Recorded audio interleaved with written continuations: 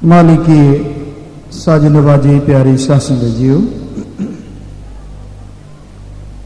साध संगत बहुत प्रेम प्यार से बैठी है। माता बहनों की तरफ थोड़ा शोर है तो आप चुपचाप बैठें, शोर ना करें।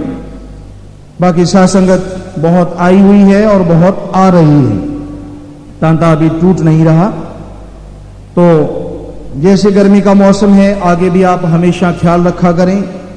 जैसे गर्मी का मौसम शुरू हो जाता है, सत्संग 8 बजे शुरू हो जाती है, तो ये आपने आगे से आगे बताते रहना है। आज अपने काफी लेट आए, नहीं तो अपने भी 9 बजे करीब आ जाते हैं, इसलिए लेट ताकि आपको अभी पता नहीं, भूल जाते हैं। आगे से हमेशा ख्याल रखें, इन महीनों में समय 8 बजे सत्संग शुरू हो जाती है, बल्कि कई बार तो इससे पहले भी। ये आप पूरा ख्याल रखें। गर्मी के मौसम में जल्दी आया करें, दोपहर को गर्मी बहुत हो जाती है। इस बार तो मौसम ठीक है, वरना बहुत गर्मी हो जाती है, साध संगत को बैठना बड़ा मुश्किल आती है। तो इसलिए ये समय पहले किया जाता है, कोई और नहीं। हमने तो यहीं से आना होता है, हमें तो भाई क्या लेट होंगे। साध संगत की परेशानी को देखते हुए ये समय बदला जाता है। तो ये आप सबने आगे से आगे बताना भी है, ये आपकी सेवा बनेगी कि हमेशा जैसे ये अप्रैल का महीना आ गया, फिर मई आती है, तो इनमें सत्संग 8 बजे और कई बार इससे भी पहले शुरू हो जाती है। तो ये पूरा पूरा ख्याल रखा करें।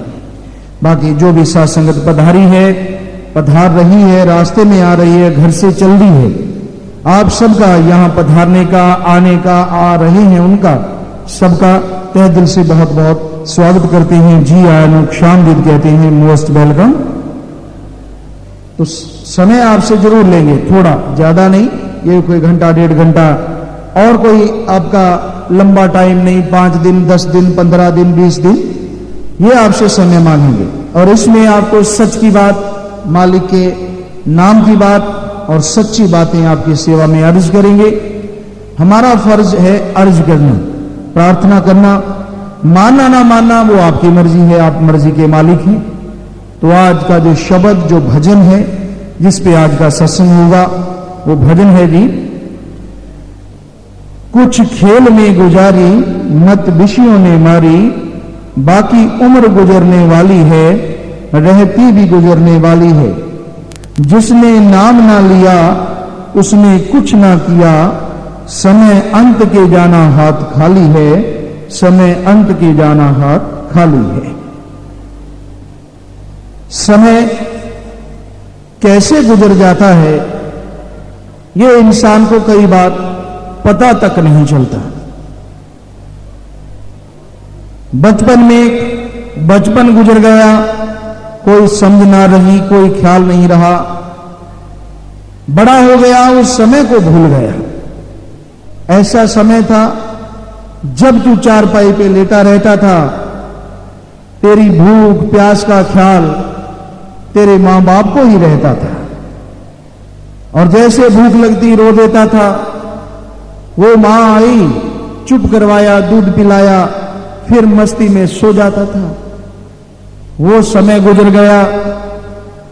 फिर थोड़ा बड़ा हुआ, ध्यान खेलों की तरफ चला गया, खिलौनों से खेला, यार दोस्त मित्र हुए, उनसे खेला, पर समय रुका नहीं, वो चलता गया। खेलने में मस्त रहा, फिर पढ़ाई शुरू हो गई, दुनियावी शिक्षा में खो गया, उसमें मस्त हो गया।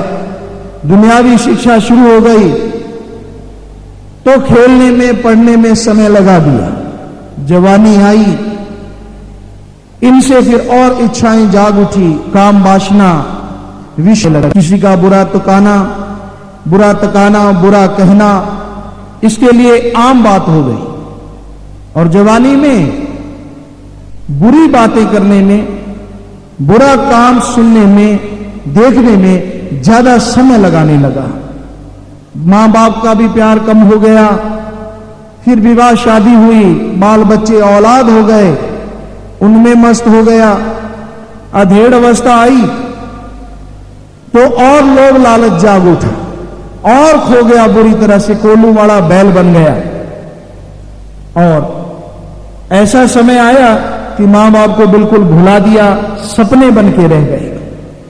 और तो बहुत परेशानी आती है बेटे को, बेटियों को। ये कहा जाता है ये हम पे बोझ है, परेशानी हो गई, कैसे संभालें, हमें तो काम धंधा बहुत रहता है, हमारा बिजनेस व्यापार डाउन हो जाएगा। कितना अकृतज्ञ है ये इंसान। वो समय भूल गया जब तू चारपाई पे ही रफा हालत कर देता था, टट्टी पेशाब। तब तो तेरे मां बाप ने नहीं कहा कि हमारा काम खोटी होता है, वो उठाते थे कि नहीं। फिर जब तुझे भूख लगती, तुझे प्यास लगती, क्या तेरे बिना बोले वो दिया नहीं करते थे? रोआ तो वो दे दिया करते थे, बिना बोले भी मां का ख्याल होता था। तो वो सब कुछ भूल गया और जब खुद को सेवा करनी पड़ी, कहता मेरा तो बिजनेस छूटता है, मेरे तो व्यापार पे असर होगा, मैं तो दुखी हूं, मैं तो परेशान हूं। तो है ना कमाल का है इंसान, अजीबोगरीब इंसान की फितरत। चाहिए यह था कि जिस जन्मदाता ने जन्म दिया, अच्छी शिक्षा दिलवाई, जिसने अपने पैरों पे खड़ा किया, नेकी की तरफ अगर वो लेके गए तो फिर तो उनका गुण कभी भूलना ही नहीं चाहिए कि वो अच्छे इंसान थे। उन्होंने संभाल की कि तू उनकी सेवा करे, उनकी संभाल करे, ये तेरा पहला फर्ज होना चाहिए। पर क्या करे इंसान, खुद बेटे बच्चे जन्म जो दे दिया, उनकी तरफ मोह ज्यादा है, अपने वालों की तरफ न के बराबर। जिन्होंने तुझे जन्म दिया उनके अंदर भी भावनाएं होंगी जो तेरे बच्चों के लिए। वो भी तो सोचते होंगे हमारा बेटा ये करेगा, वो करेगा, ऐसा हमें सुख पहुंचाएगा। क्या तू उनकी बातों पे खरा उतरा? अगर नहीं तो कैसे उम्मीद करता है कि तेरे आने वाली औलाद तेरी बातों पे खरी उतरेगी, तेरे सपने पूरे करेगी? क्योंकि जैसी शिक्षा तू खुद हासिल कर चुका है वैसी उनको दे देगा। जैसे अपने मां बाप को ठोकरें खिला रहा है वैसे वो तेरे को मजबूर कर देंगे एक दिन। जब तक समझ नहीं तो वो कुछ कहते नहीं। तो हे इंसान, ये सब किया धरा तो तेरा ही है, चाहे मान चाहे ना मान। जैसी शिक्षा तू देता है अपनी औलाद को बचपन में, छोटे होतों को, बड़े होके वो जरूर वैसा ही बनते हैं। कई बिगड़ जाते गलत सोबत की वजह से, उसमें भी कमी मां बाप की हम मानते हैं, वो निगाह नहीं रखते उनकी सोबत कौन सी हो रही है, संग की तरफ ध्यान नहीं देते, खुला छोड़ देते हैं। तो उम्र बहकने की होती है, जवान उम्र, वो बच्चा बहक जाता है। तो भाई ये जरूरी है इस बात को समझा जाए। हमारा फर्ज दुनियावी रूप में क्या है? औलाद है आपकी, अच्छी शिक्षा दो, दुनियावी ही नहीं रूहानी शिक्षा भी दिलाओ। दुनियावी शिक्षा हम निचोड़ निकाल चुके हैं। इंसान को नोटों की मशीन बनाती है, पत्थर दिल बनाती है, दया रहम खत्म कर देती है, क्योंकि उसके लिए ठगी, बेईमानी, रिश्वतखोरी, भ्रष्टाचार आम बात हो जाती है। कई तो घुट्टी में पिला देते हैं ये बात। तो भाई वो इंसान ना रह के एक मशीन या जानवर बन जाता है। उसको निजी लज्जत, आनंद, आत्मिक शांति का पता तक नहीं रहता। तो मां बाप का यह भी फर्ज, दुनियावी शिक्षा दिलाओ, हम रोकते नहीं, जरूरी है दुनिया में रहने के लिए, लेकिन साथ में रूहानी तंदुरुस्ती भी सबसे जरूरी है। अगर आत्मिक तौर पे वो आत्म बल से भरपूर होगा, आत्मिक शांति उसे होगी, तो वो किसी को तड़फाएगा नहीं, जुल्म नहीं करेगा, किसी को सताएगा नहीं, बल्कि परमार्थ करेगा। और उसके ऐसा करने से आपका ही नहीं, आपके बुजुर्गों का भी नाम रोशन होगा। धन्य है ये खानदान जिनके ऐसे बच्चे पैदा हुए हैं। तो भाई ये भी जरूरी है और बच्चों के लिए फर्ज है, कर्तव्य है। हम तो अपना नजरिया पेश कर रहे हैं, मानो ना मानो आपकी मर्जी। आप पढ़ लिख गए, अपने पैरों पे खड़े हो गए, घर गृहस्थ बसा लिया, बच्चे पैदा आपके भी हो गए, पर यह मतलब नहीं है आप अपने जन्मदाता को ठोकरे मारो, घर से निकाल दो, उनकी बात पसंद ही ना करो, बात करने से पहले उनकी बात काट दो। ये बिल्कुल जुल्म है, बिल्कुल गलत है। मान सकते हैं इस कलयुग में मां बाप आपको गलत कहते होंगे, क्योंकि कलयुग है ये कलयुग।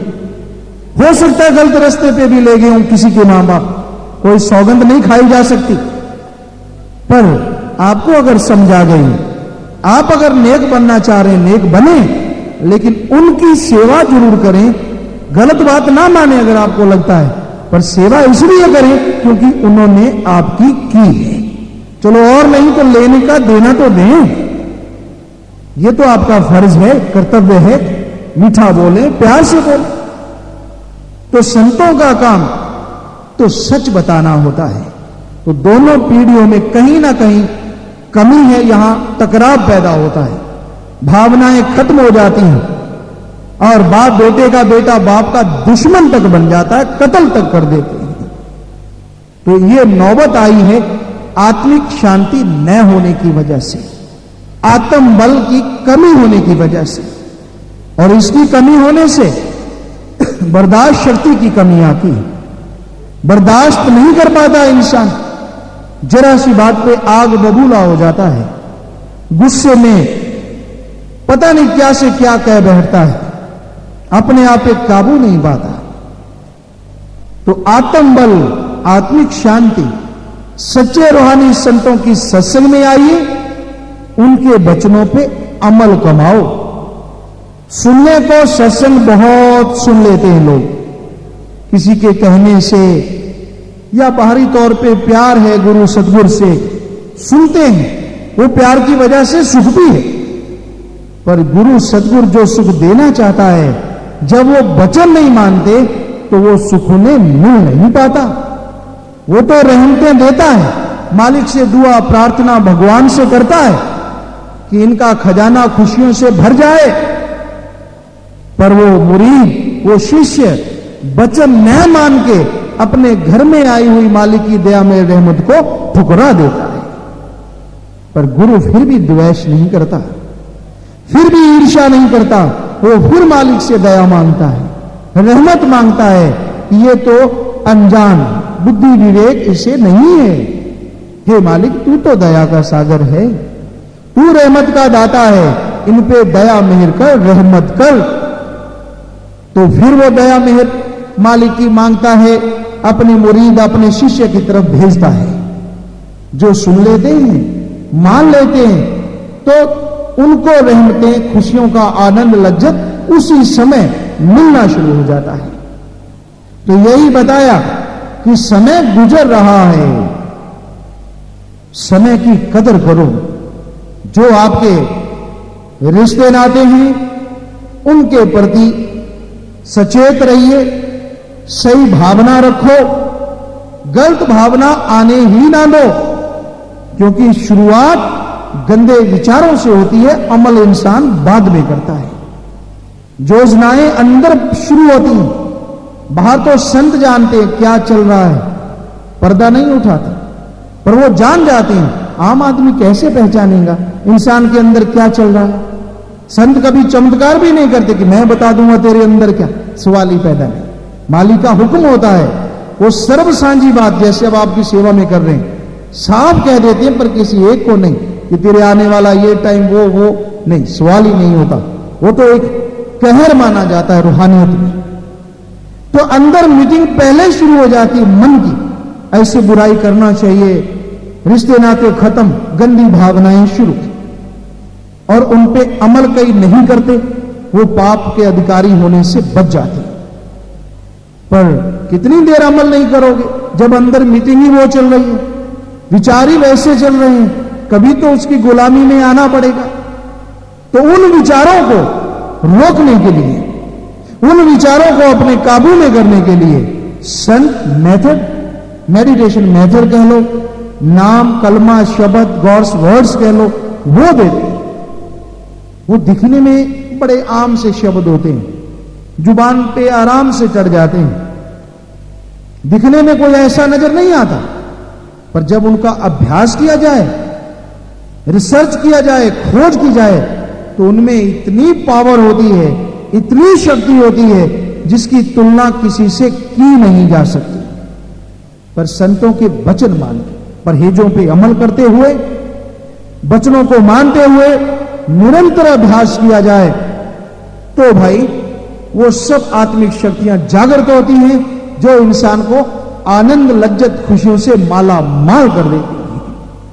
तो संत फकीर बताते हैं समय गुजर रहा है पर तू उसकी परवाह नहीं करता, विषय विकारों में खोया हुआ है, बुरा तेरे अंदर ज्यादा चलता है, अच्छी नेकी की भावना बहुत कम चलती है, या यूं कहें कहीं मजबूरी में अच्छा करना पड़ता है, नेकी करनी पड़ती है। मन जालिम तो तुझे बुराई से चैन नहीं आने देता, और यह मन जालिम है जो गुरु सतगुरु के वचनों पे अमल भी नहीं करने देता। उसके दायरे में रहो तो सच नजर आता है सब कुछ। सत्संग का दायरा जबरदस्त होता है, भगवान मालिक की दया में रहमत बरसती है, हर बात सच लगती है एक जिज्ञासु को, मानने वाले को।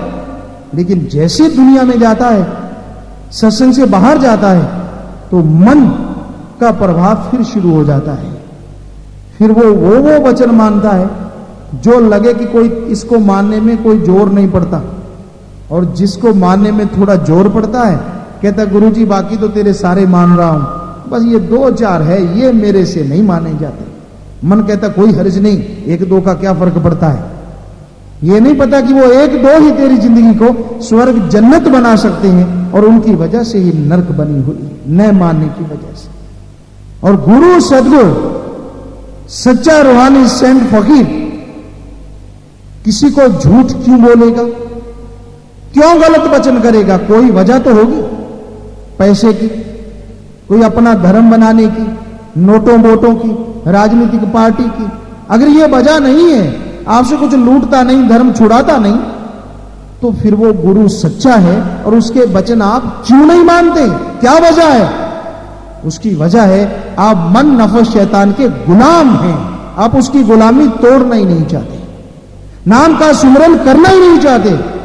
और नाम के सुमरन के बिना, उसकी भक्ति इबादत के बिना मन जालिम नफस शैतान आपको छोड़ता नहीं, बुराई में फंसाए रखता है।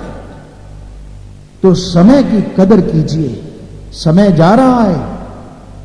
आप ईश्वर को याद करो, अल्लाह, ओम, हरि, राम, गॉड, खुदा, रब की भक्ति इबादत करो, और घंटा सुबह शाम करो, बाकी 22 घंटे अच्छे नेक कर्म करो, मेहनत की, हक हलाल की कमाई करो, उसमें बड़ा ही आपको आनंद, सरूर, लज्जत आएगी। किसी नशे पीने की जरूरत नहीं रहेगी, क्योंकि परमार्थ किसी का भला करने में जो खुशी आती है, जो अंदर से एक आनंद का एहसास होता है, वो बाहरी नशे 1% भी नहीं दे सकते जो 100% मिल जाता है। तो भाई मालिक की दया में रहमत का ये नमूना होता है कि इंसान सत्संग में, रूहानी मजलिस में चल के आए, सत्संग सुने, उससे भी बड़ी बात सुन के अमल करे, तो किसी बात की कमी नहीं रहती। तो समय तो जा रहा है, उम्र गुजर रही है।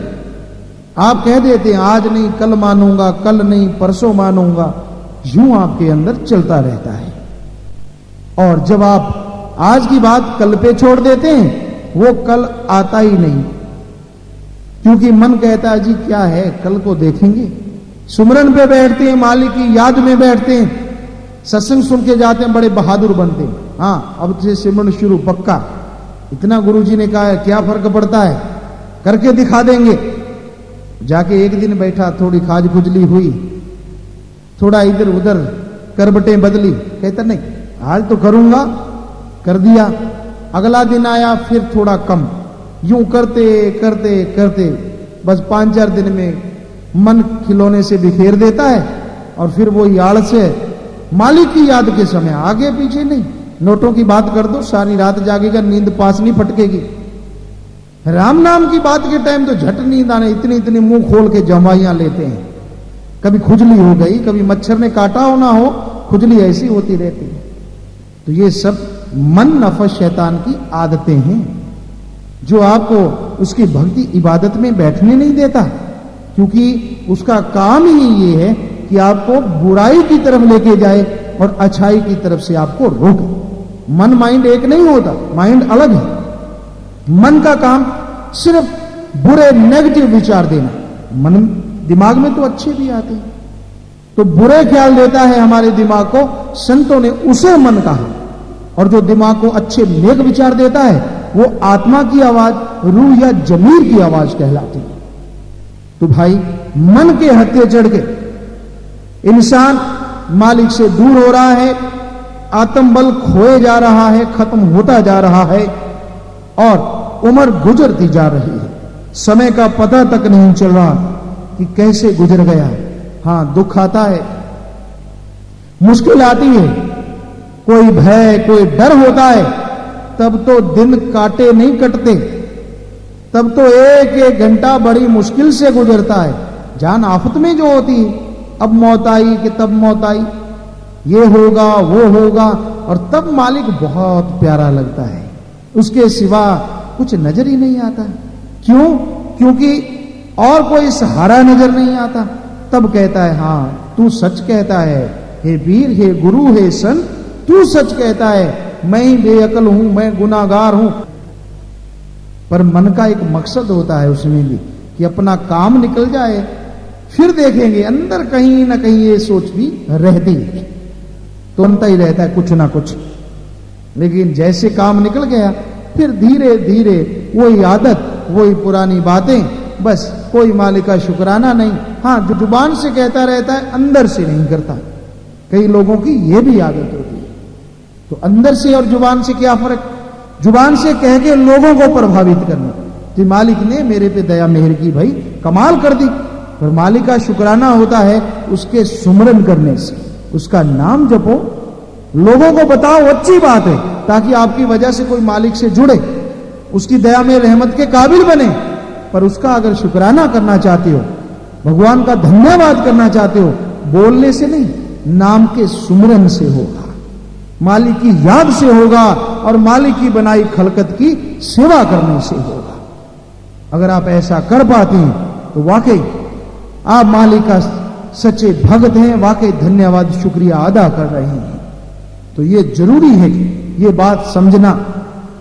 समय रुक नहीं सकता, काबू में किया नहीं जा सकता। हां, समय के साथ साथ चला जा सकता है। समय गुजर रहा है, जो श्वास आपके आ रहे हैं वो लौट के दोबारा नहीं आएंगे, आए और चले गए।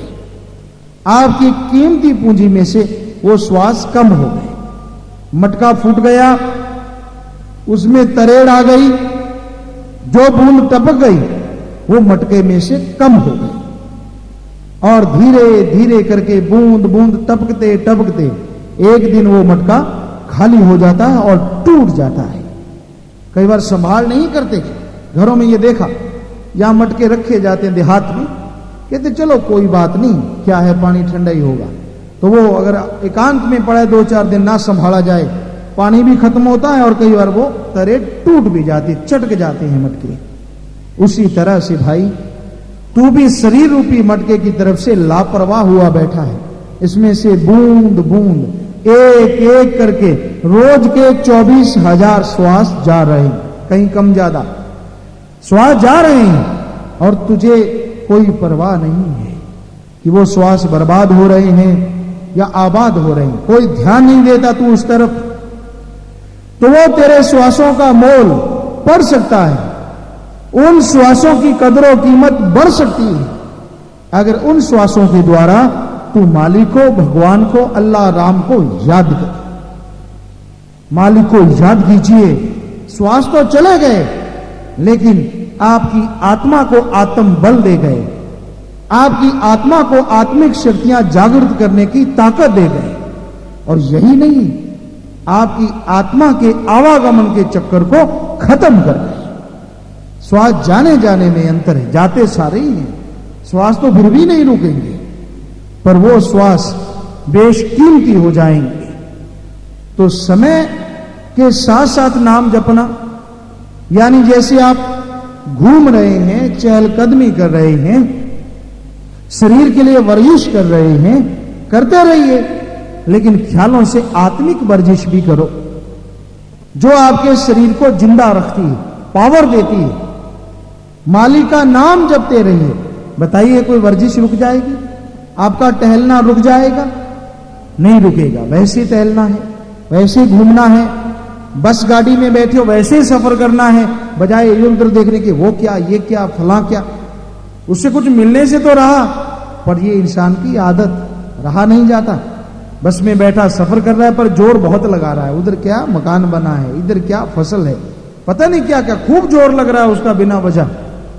तो बैठे बैठे सफर कर रहे हैं, क्यों ना मालिक की याद में समय लगाया जाए। उस देखने का तो कोई फायदा होने से रहा, और मालिक का नाम जपने से, प्रभु की भक्ति इबादत करने से आपका बेशुमार फायदा होगा, जो गिनती में नहीं आ सकता, बताया ही नहीं जा सकता। तो भाई इस तरह समय के साथ साथ आप प्रभु की भक्ति कर सकते हैं। लेटे हुए हैं, नींद नहीं आती, बजाय किसी के बेड़ी में बट्टे डालो, किसी से ईर्ष्या करो, नफरत करो। ये ईर्ष्या नफरत आज के युग में बहुत बढ़ रही है।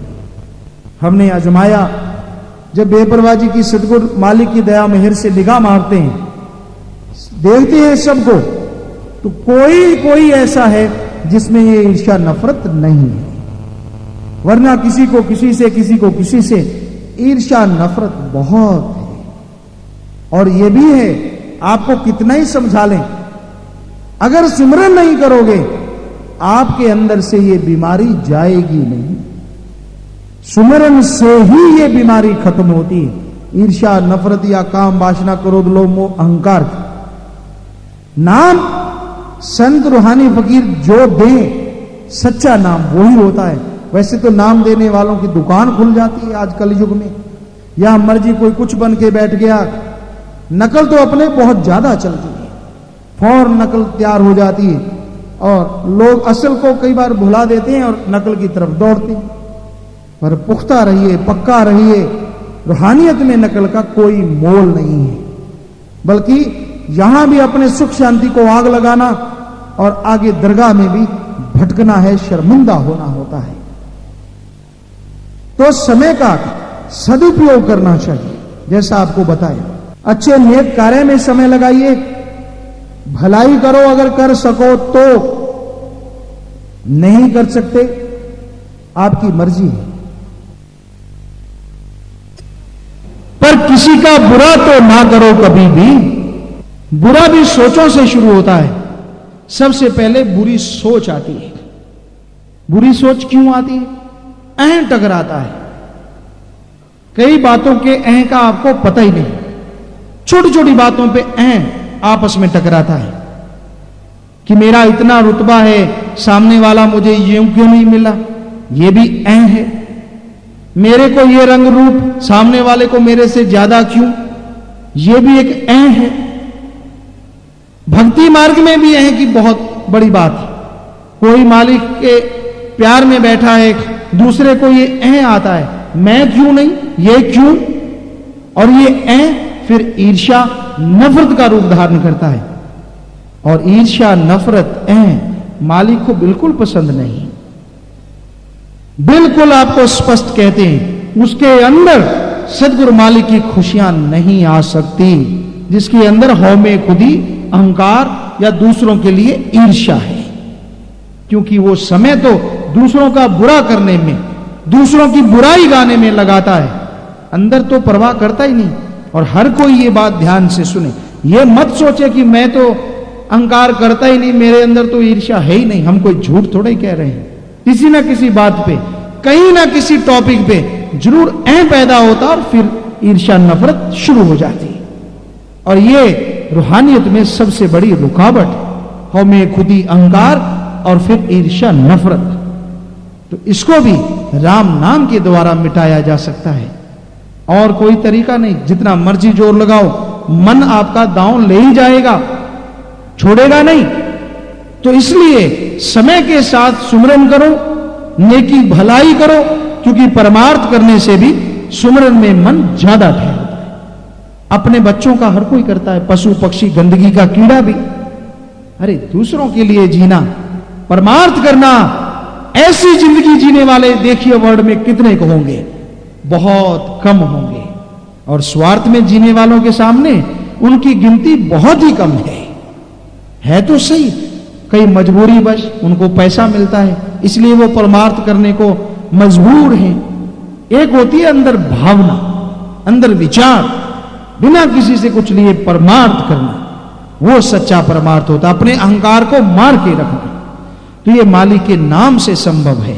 तो भाई समय गुजरता जा रहा है, समय समुंदर की लहर इंतजार नहीं किया करते, समय की कदर करो, नेकी भलाई परमार्थ करो, प्रभु का नाम जपो, ताकि आप अपने अंदर की बुराइयों को छोड़ सको और आनंद ही नहीं परमानंद प्रभु अल्लाह राम मालिक के दर्श दीदार रहमत दया मेहर के काबिल बन सको। तो यही भजन में बताया है।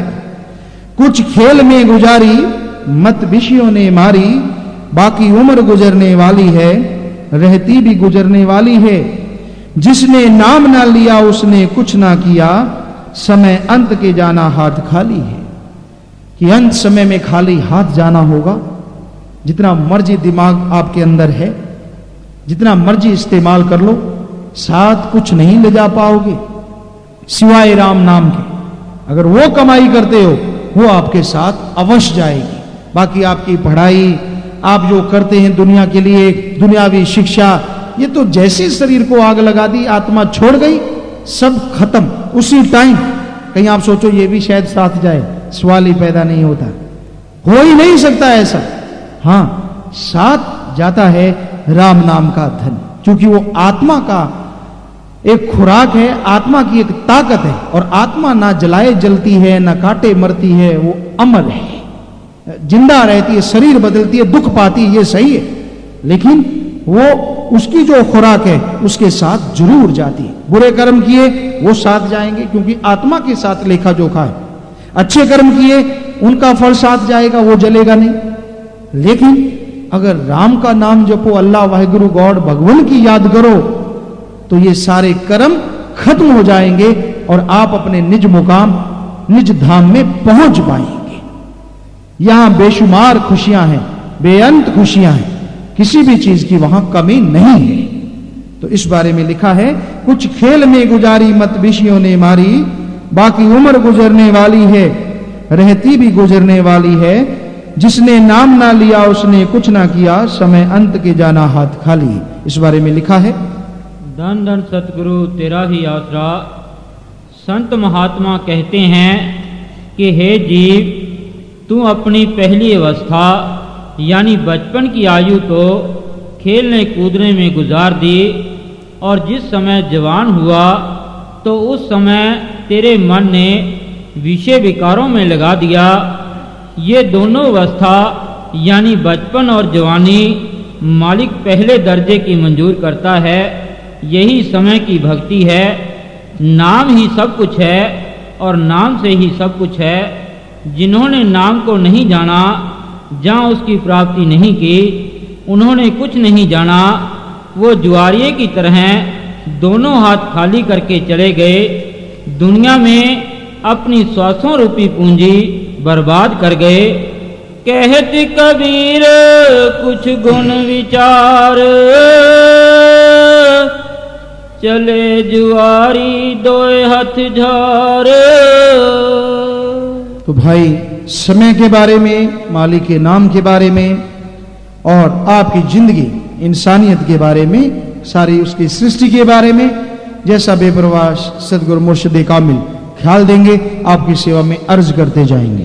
तो आपसे गुजारिश यही है, शांति बनाए रखें, चुपचाप बैठें। खास करके माता बहनें बहुत शोर करती हैं, इधर तो बहुत शांत हैं। इधर जो भी माता बहनें बैठी हैं बोलो नहीं, सेवादार भी इशारे से कोशिश करो चुप करवाने की।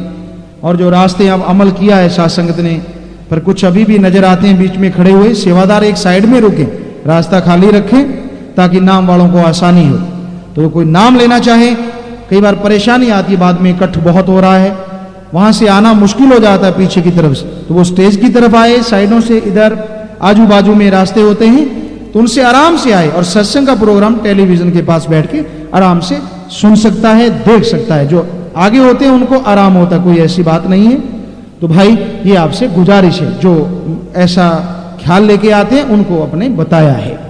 तो अब आप भजन सुनेंगे, साथ साथ आपको बताते चलेंगे। तो भजन जैसा आपको बताया है जी, कुछ खेल में गुजारी मत विषयों ने मारी, बाकी उम्र गुजरने वाली है, रहती भी गुजरने वाली है। जिसने नाम ना लिया उसने कुछ ना किया, समय अंत के जाना हाथ खाली है, समय अंत के जाना